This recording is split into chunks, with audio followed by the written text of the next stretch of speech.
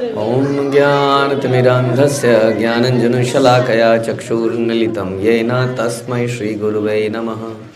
श्रीचैतन्यमनोभीष्टं स्थापितं येन भूतले स्वयं रूपः कदा मह्यं ददाति स्वपदान्तिकं।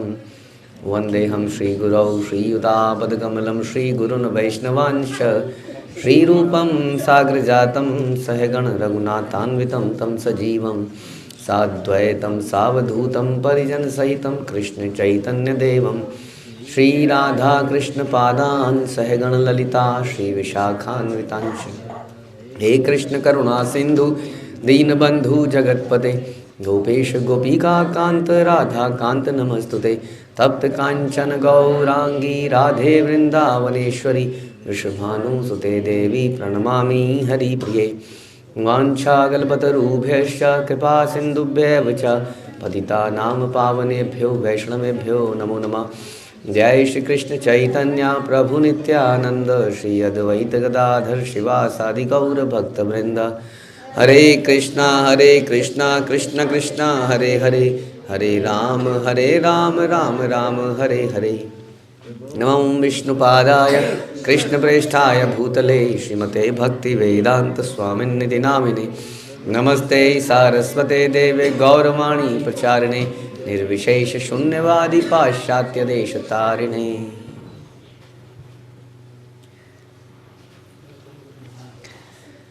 हरे कृष्णा।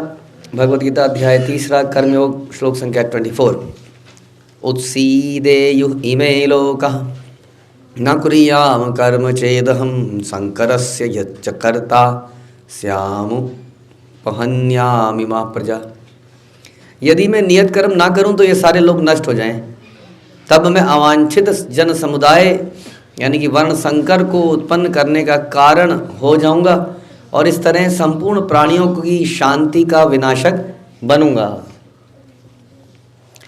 तो हम लोग सोच रहे हैं कुछ 2-3 श्लोकों से कि यद यद आचरति श्रेष्ठा, और सब हमने सुना कि भगवान के लिए कोई कार्य करने के लिए नहीं है संसार में, फिर भी भगवान करते हैं टू सेट एन एग्जाम्पल, और जो महान लोग करते हैं उसको लोग फॉलो करते हैं। अगर हम अच्छा एग्जाम्पल नहीं सेट करेंगे तो बहुत सारे ऐसे लोग हैं, हमने सुना था, जो कि कुछ भी एग्जाम्पल सेट करते हैं, सिगरेट पीने का, गुटखे खाने का इत्यादि, और लोग उसको फॉलो करते हैं। तो फिर भगवान कुछ कुछ आचरण स्थापित करते हैं। तो अब हमने थोड़ा सा एक वर्ड का चर्चा किया था जिसके बारे में हमने अधिक चर्चा नहीं करी थी, अनुकरण अनुसरण। तो हमने सुना था कि जिसको इस परपट में प्रभुपाद बता भी रहे कि भगवान जो हमने सुना था महाजन ये न पथा सगन था। इसका क्या मतलब है? महाजनों के पद चिन्हों पर चलना चाहिए। अगर इसको ध्यान से सुनोगे तो ऐसा लगता है कि जो जो महाजन करें वो हमें भी करना चाहिए। महाजन ये न पथा सगन था, उनके पद चिन्हों पर चलना चाहिए, है ना। तो इसका मतलब लिटरल मतलब में निकल के आता है अनुकरण या अनुसरण। हाँ, इसका मतलब निकल के आता है अनुकरण। लेकिन इसका वास्तविक जो मतलब है वो है अनुसरण। लेकिन शब्द से ऐसा लगता है महाजन ये न पथा सगन था, इसका मतलब हो गया जो जो महात्मा करे वो आपको भी करना चाहिए। तो ऐसे बहुत सारे महात्माओं ने बहुत सारे काम करे हैं जो यदि हम करने लग जाएंगे तो हमको नानी याद आ जाएगी, ये भी कहावत है। तो कौन सा ऐसा काम है किसी महाजन का, बताएंगे आप? भीष्म पिता मैंने क्या किया? आजीवन ब्रह्मचारी बने, ये बता रहे हैं। कह रहे हमारे लिए पॉसिबल नहीं है।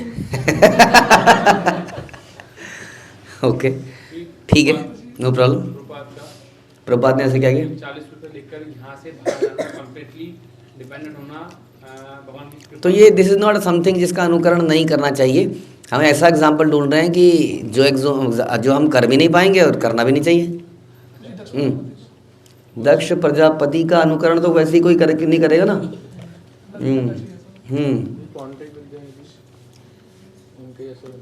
तो ये कह रहे हैं कि पुंडरीक विद्यानिधि के बारे में हम सुनते हैं कि बहुत वेरी एक्सॉल्टेड डिवोटी, लेकिन बड़ा रेशमी कपड़े पहनते थे, सुगंध लगाते थे, बालों में थोड़े थे बाल उनके, जो भी था। तो हम भी ऐसा कुछ करेंगे, हम क्यों नहीं कर सकते जब पुंडरीक विद्यानिधि ने करा। तो इस प्रकार और एग्जाम्पल शिव जी का, उन्होंने विष का पान किया और महाजन है, तो हम महाजन ये न पता सकन था, तो जैसा शिव जी ने किया तो प्रभुपाद कहते हैं फिर वैसा। हाँ, तो लोगों ने उसको थोड़ा ट्विस्ट कर दिया, उसको जहर के बदले उसको भांग बना दिया, ये भांग पी रहे हैं, जहर पी रहे हैं। अद्वैत आचार्य ने अद्वैतवाद का, हाँ जी बोलिए। ओह कंफ्यूज हो गए, तो अद्वैत क्यों बोला आपने?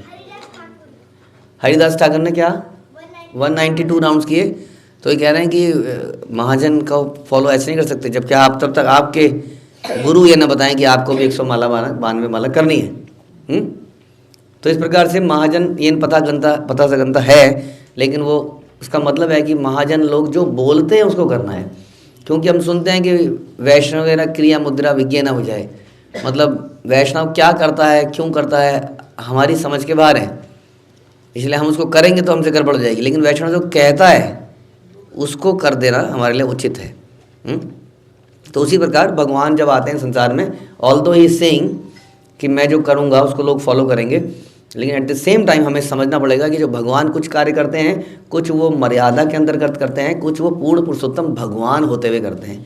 तो जो कार्य वो पूर्ण पुरुषोत्तम भगवान होते हुए करते हैं उसकी कॉपी हम नहीं कर सकते हैं, क्योंकि ईश्वर, हाँ, क्योंकि वो गोवर्धन को उठा सकते हैं, क्योंकि हम नहीं उठा सकते हैं। इसलिए बहुत सारे काम जो भगवान करते हैं, प्रभुपाद कह रहे हैं कई लोग भगवान की रासलीला को एंजॉय करते हैं, को करना चाहते हैं खुद भी, इसलिए हम सुनते हैं ना कई बार वो डांडिया चलता है, एक फैशन बन चुका है वो, वी कैन कॉपी कृष्णा, बहुत सारी चीज़ें ऐसी चल रही हैं संसार में। तो वो उन्होंने ईश्वर के रहते करी, because he is controller, he is परमात्मा, वो सभी आत्माओं के स्वामी हैं, उसका जन्म जन्मांतर से उन आत्माओं से रिश्ता है जिनके साथ उन्होंने नृत्य किया। उसको हमारी समझ के बाहर है, तो हम वो करेंगे तो गड़बड़ जाएगी। हाँ, तो भगवान जो करते हैं हमें ये समझना पड़ेगा कि उसको अब as it is blindly follow नहीं कर सकते, हमें समझना पड़ेगा हमारी गुरु परंपरा से कि हमारे लिए कौन सा उचित है, इसमें से अनुसरणीय है ना कि अनुकरणीय है। तो अनुकरण मतलब हो गया नकल मानना, नकल मानना।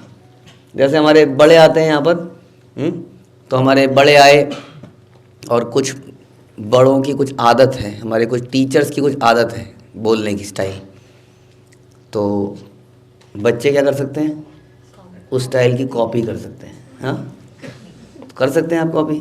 नहीं कर सकते, वो अनुकरण। लेकिन टीचर जो बोलते हैं उसकी कॉपी करा जा सकता है, राइट, उसको करा जा सकता है जो बोलते हैं, लेकिन वो जो करते हैं उसकी कॉपी करोगे तो गड़बड़ जाएगी ना।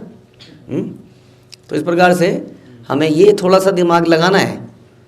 ऐसा नहीं है कि जो बड़े करते हैं हमें उसको कर ही देना है, वो बहुत सारे रीज़न हो सकते हैं वो क्या कर रहा है, अभी हमें समझ में नहीं आ रहा उसका, ठीक है। इसलिए हमको जो बताया जाए वो करना चाहिए। अब बताया जाए जो करना चाहिए, इसमें कई बार हमारे छोटे ये भी बोलते हैं कि हमें सब कुछ बता दो, खुद भी ना करो, ऐसा भी हो जाता है। और इसको ठीक करने के लिए हमारे बड़ों को भी कुछ ऐसे कार्य तो करने ही चाहिए जो कि एग्जाम्पल बन पाएँ।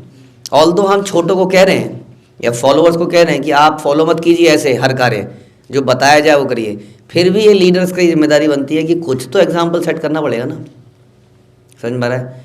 तो बड़ा समझदारी से इसमें आगे चलना है, दोनों बातों को साथ में रखते हुए, कि छोटे लोग हर चीज़ की कॉपी नहीं कर सकते हैं, जो उन्हें बताया जाए वो करें, और बड़े लोग कुछ एग्जाम्पल सेट करें, इफ़ नॉट एवरीथिंग। और बाकी चीज़ों के लिए हमारे छोटे लोगों को भी समझना चाहिए कि वो क्या कर रहे हैं, और उनकी माना कुछ भी हो सकता है। जैसे कि कोई व्यक्ति क्लास में लेट आता है, तो वी कैन नॉट से कि देखो देखो देखो क्लास में लेट आते हैं, क्योंकि हमें नहीं पता कि उनके क्या कारण रहे।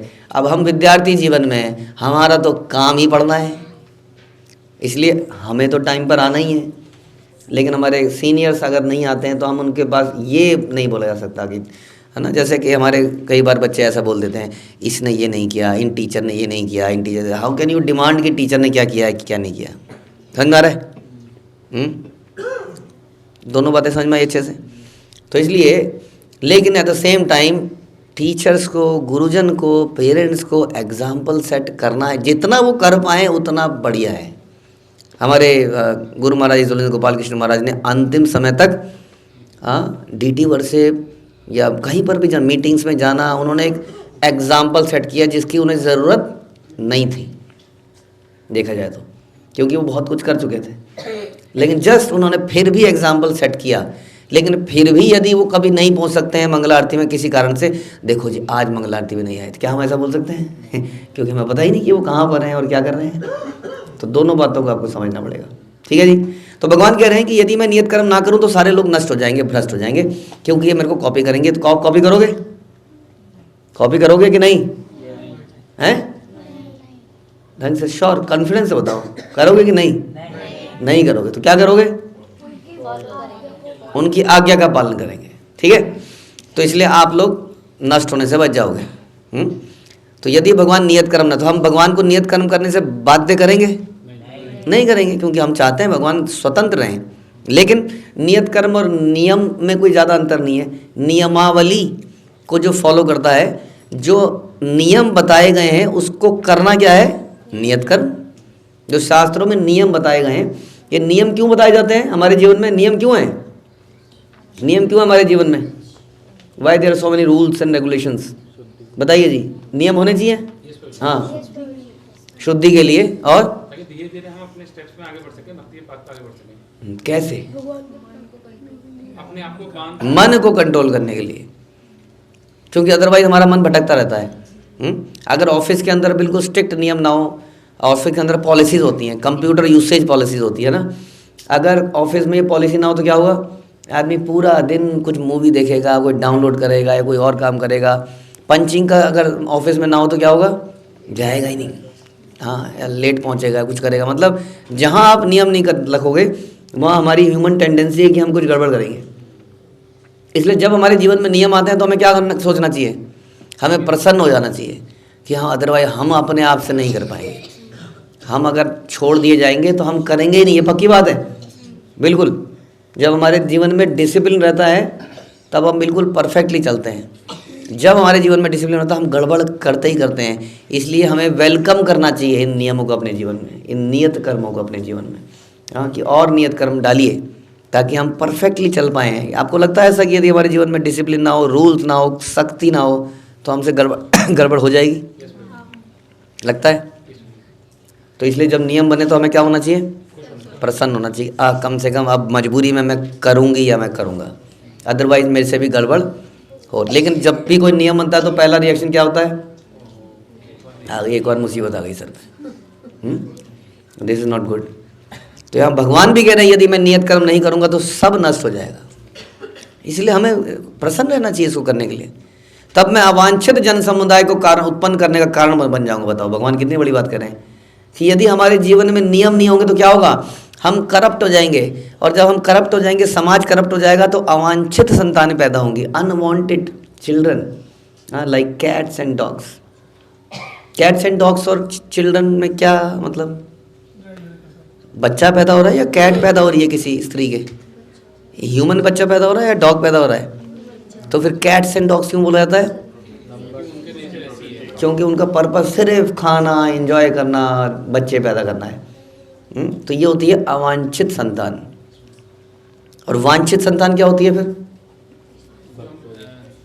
जो जीवन के मूल्य को समझे, हाँ, कृष्ण भावनामृत में लगे, गोइंग बैक टू गॉड, और उसका पर्पस हो, दूसरों को बताए, तो वांछित संतान। अवांछित संतान के बारे में अर्जुन ने बोला था पहले अध्याय में कि हे भगवान, यदि आप इन सबको मार दोगे तो समाज के मुखिया लोग चले जाएंगे, परिवार के हेड चले जाएंगे, मेल पुरुष चले जाएंगे, स्त्रियां अकेली रह जाएंगी, तो दूषित हो जाएंगी, तो अवांछित संतान पैदा होगी। हाँ, वहाँ पर भी बोला था। तो वास्तव में मेल के चले जाने से अवांछित संतान पैदा होगी या किस तरह से होगी? जब समाज में नियम, कार्य, नियत कर्म समाप्त हो जाएंगे। जो कि अभी समाज में पुरुष लोग हैं कि नहीं है? हैं या मर गए? हैं। फिर भी क्या हो रहा है? अवांछित संतान पैदा हो रही है। तो यही भगवान का एक तरह से कहना भी है कि उनके दुष्टों के मरने से थोड़ी, वो तो दुष्ट रहेगा तो अवांछित ही पैदा करेगा। इसलिए गर्भदान संस्कार का पूरा मेंशन आता है, मेंशनिंग आती है कि कैसे गर्भदान संस्कार किया जाए, कैसे दिव्य आत्मा को बुलाया जाए। It's about the bees. फसल के अंदर सबसे इंपॉर्टेंट होता है बीज, फिर आपके बाकी चीज़ें हैं, मिट्टी कैसी है जी, खाद कैसी है, बाकी चीज़ें। बीज ही बेकार होगा तो क्या करोगे? तो बीज वो है, ये हमारी संतान, ये बड़ी इंपॉर्टेंट है इस समाज के लिए। इसलिए समाज में पहले बड़े सारे नियम कानून होते थे, पता है आपको? अभी भी जो फारसी लोग हैं उनमें बहुत ये नियम है, वो बाहर शादी नहीं करते, क्योंकि वो कहते हैं हमने अपनी रेस को प्रोटेक्ट किया हुआ है, बड़ी इंटेलिजेंट लोग पैदा होते हैं हमारे, तो इसीलिए हम लोग अंदर ही अंदर शादी करेंगे। और धीरे धीरे वो जो कल्चर, वो जातिवाद, टिपिकल जातिवाद, सरनेम के आधार पे हो गया, गांव के आधार पर हो गया, बट इसका भी एक पर्पस था। हाँ, हर किसी ने अपने, जैसे हम लोग कहते हैं कि हम भक्तों में ऐसा करेंगे, है ना, तो दैट द पर्पस इज़ कि हम इस परंपरा को कायम रख सकें और वैसे ही संतानें पैदा हों।